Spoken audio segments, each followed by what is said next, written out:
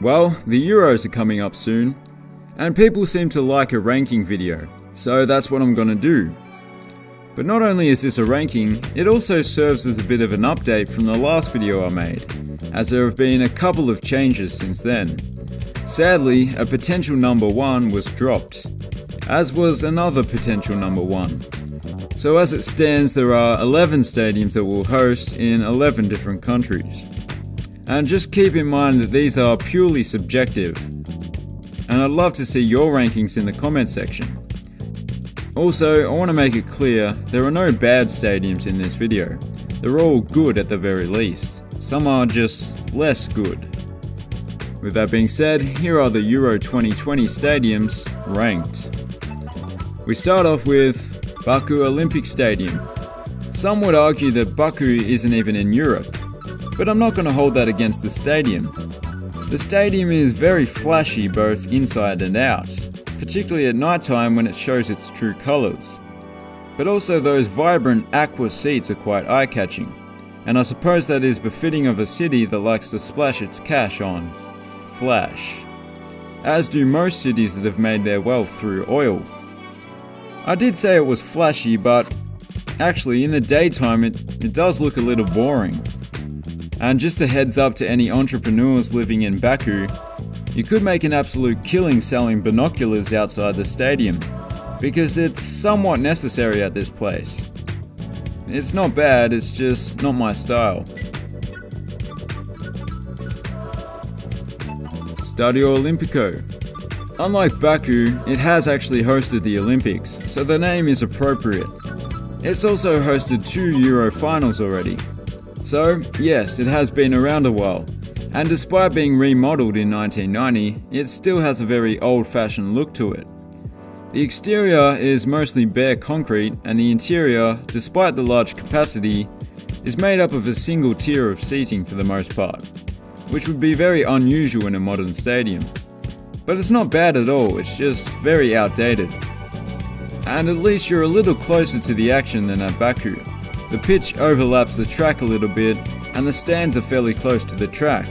On top of that, it's gonna sound stupid, but compared to the previous one, I can just feel the stadium has a soul. It has its own character, but perhaps that's a bit of a subconscious bias. La Cartuja. There are a few stadiums in this video that have a running track around the field, but this stadium was built with athletics at the front of mind. Firstly for the 1999 World Athletics Championship, but it was also part of a couple of Olympic bids that didn't eventuate.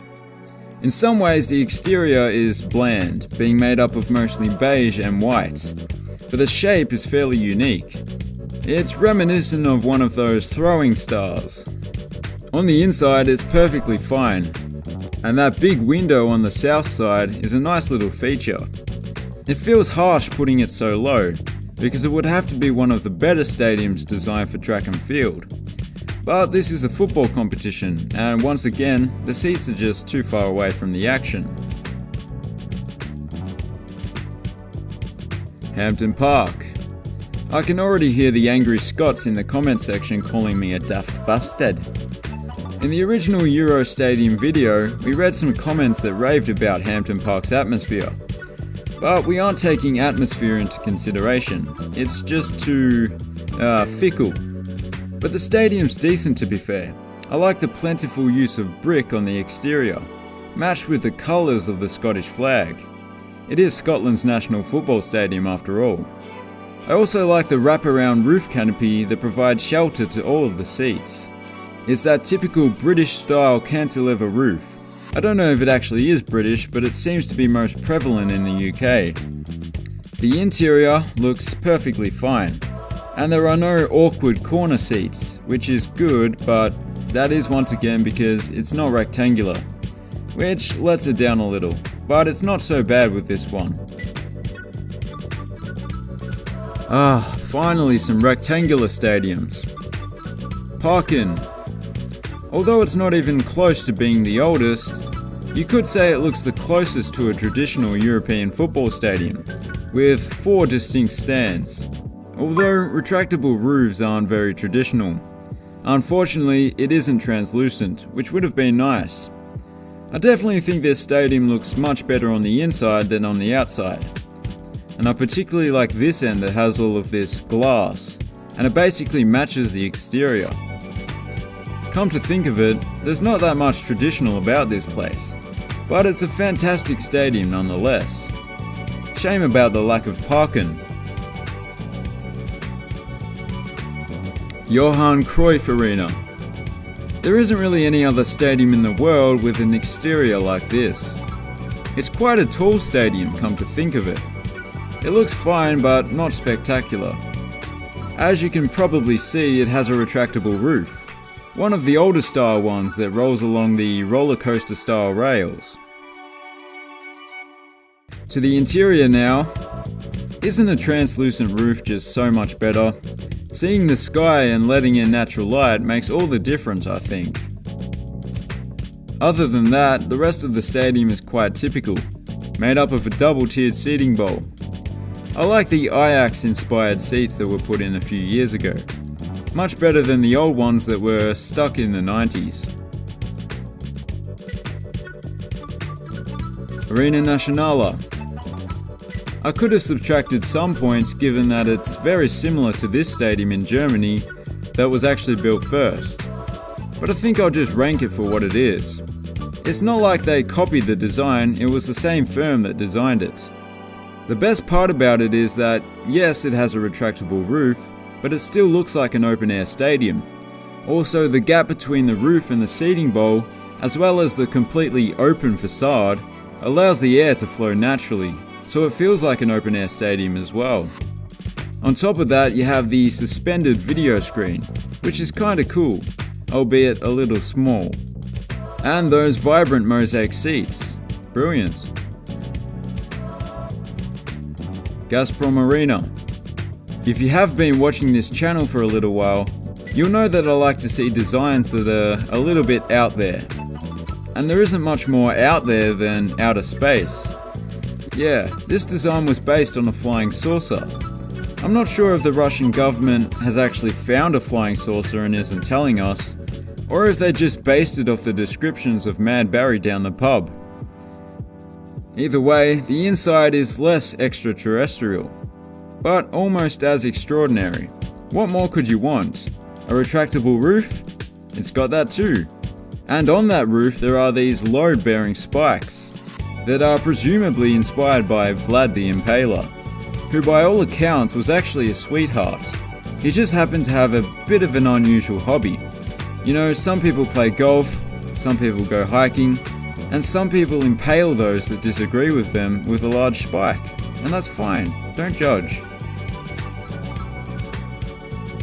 Allianz Arena. This one will probably be the most controversial. I'm sure that just about every Bayern Munich fan thinks they have the best stadium in the world. And it certainly does have a lot going for it. The exterior membrane was the first of its type in the world, its type being one that can light up all different colours. But, just like with Azerbaijan, by having that type of exterior, you're left with a very plain looking stadium in the daytime. That's my only complaint though. And I'm sure that some people love the look of a plain white stadium. But I've got to say, the interior looks absolutely stunning, and it's far from being plain these days with the Bayern Munich branding. It's a world-class stadium that would be a lot of people's number one, but that's where personal preference comes into play. Wembley Stadium. The old Wembley was arguably the most famous football ground in the world, and I guess the new Wembley comes close to its predecessor's fame. I have to say, it was extremely difficult not to put it at number one. On top of being a ripper of a stadium, it has so many cool features that I personally like. Starting with a mostly silver exterior with plenty of glass. Right up my alley. As well as something that makes it unique, that being the huge carrier handle, also known as the arch that supports the roof, which is 133 meters or about 440 feet tall, making it the tallest stadium in the world. Speaking of the roof, it's partially retractable. The ends can retract, but it's mainly just to allow grass an additional bit of sunlight to help it grow. And I guess I should mention the sheer size of the stadium. A 90,000 capacity makes it the second biggest in Europe. And on top of all that, it was built by an Australian construction firm. So you just know it was built to last.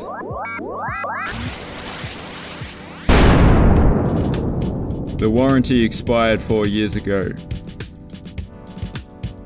Puskás Arena. Hungary's new national stadium is an absolute stunner. It just ticks all the boxes for me. I love the sleek silver exterior, which too can light up different colours at night. There are even some hits of stonework as well, which adds a classy touch. The interior is very vibrant, made up of 3 tiers of mostly red seating, but there are some darker shaded seats in there as well. All of these small details that might not be important for some people combine to get at the #1 spot for me. It's probably a controversial pick, but I guess any of them would have been.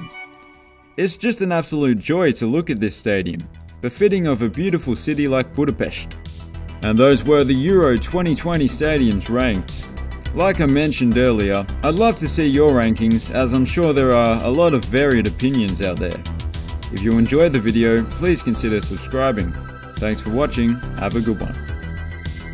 And just a little message to England supporters.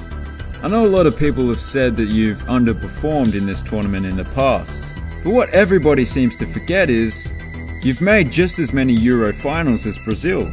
Brazil is a fantastic football team, and they haven't made a final either, so don't be disheartened. This is your time. You're going to be playing mostly at home, there's no pesky Iceland to deal with, you've got this.